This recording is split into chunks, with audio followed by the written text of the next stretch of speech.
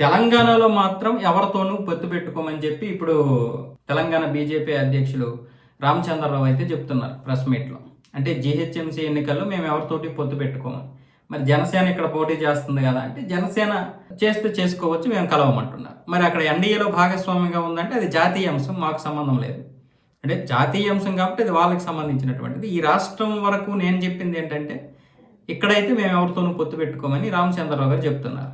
బీజేపీలో కొత్త పాత అనేమి ఉండదు, అందరికీ సమన్యాయంగా ఉంటుంది. కానీ వాస్తవంగా చెప్పాలంటే మనకి ఇక్కడ ఉన్నటువంటి తెలంగాణ కావచ్చు, ఆంధ్రప్రదేశ్లో కావచ్చు, కేడర్ను పట్టించుకున్నటువంటి నాయకత్వం చాలా తక్కువ. ఈ విషయంలో ఏదైనా ఒక కేడర్ ఉందంటే అది స్వతహాగా వచ్చినటువంటిది. 80% స్వతహాగా వచ్చినటువంటి కేడరే ఇక్కడ ఉంది. ఆ కేడర్ను కూడా ముందుకు తీసుకువెళ్తే అంటే స్వతహాగా వచ్చినటువంటి కేడర్ ఎంత బలంగా ఉంటుంది. ఎవరు వస్తారు? సిద్ధాంతాలు నచ్చిన వాళ్ళు వస్తారు, భావజాలం నచ్చిన వాళ్ళు వస్తారు, పార్టీ పనితీరు నచ్చినటువంటి వారు వస్తారు. నిజంగా చెప్పాలంటే భావజాలం సిద్ధాంతం నచ్చే వచ్చారు. కాబట్టి ఇక్కడ పనితీరుతో గనక ఆ కేడర్ను ముందుకు నడిపించగలిగితే వాళ్ళు శాశ్వతంగా ఉండగలుగుతారు. ఎందుకంటే వాళ్ళు మందుకో బిర్యానీకో లేకపోతే నాయకుడిని చూసి వచ్చిన వాళ్ళు కాదు, పార్టీని చూసి వచ్చిన వాళ్ళు పార్టీ సిద్ధాంతాలను చూసి వచ్చిన వాళ్ళు.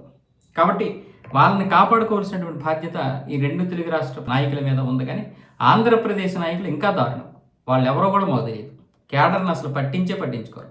ఎందుకంటే బీజేపీ ఇక్కడ జీవితంలో పెద్దగా పార్టీ అంటే ప్రభుత్వాన్ని ఏర్పాటు చేసే కెపాసిటీ ఉండదు, అది ఎప్పటికీ రాదు అనే ఉద్దేశంతో మరి ఏమో తెలియదు. కానీ కేడర్ని నడిపించేటటువంటి నాయకత్వం లేదు.